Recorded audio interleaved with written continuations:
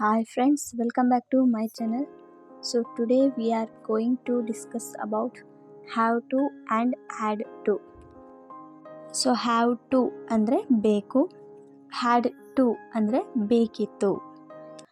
So have to ನ structure ಹೇಗಿದೆ ಅಂದರೆ subject plus have to or has to plus verb one plus object.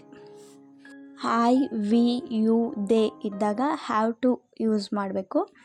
ಈ she it ಇದ್ದಾಗ has ಟುನ use ಮಾಡಬೇಕು.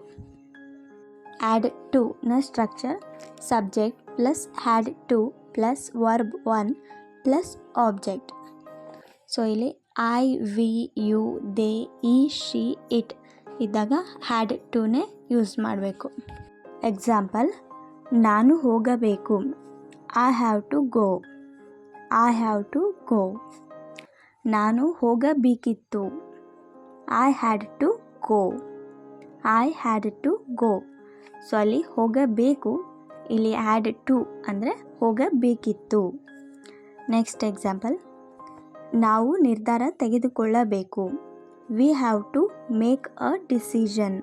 ನಾವು ನಿರ್ಧಾರ ತೆಗೆದುಕೊಳ್ಳಬೇಕಿತ್ತು, we had to make a decision. We had to make a decision. ನಾನು ನಿನ್ನ ಜೊತೆ ಮಾತಾಡಬೇಕು, I have to talk with you. I have to talk with you.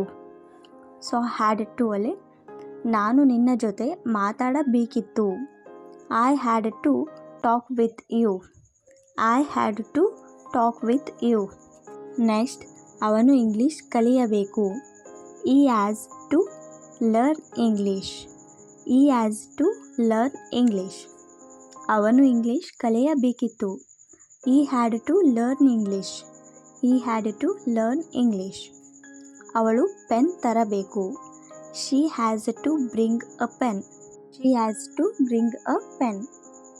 ಅವಳು ಪೆನ್ ತರಬೇಕಿತ್ತು, she had to bring a pen.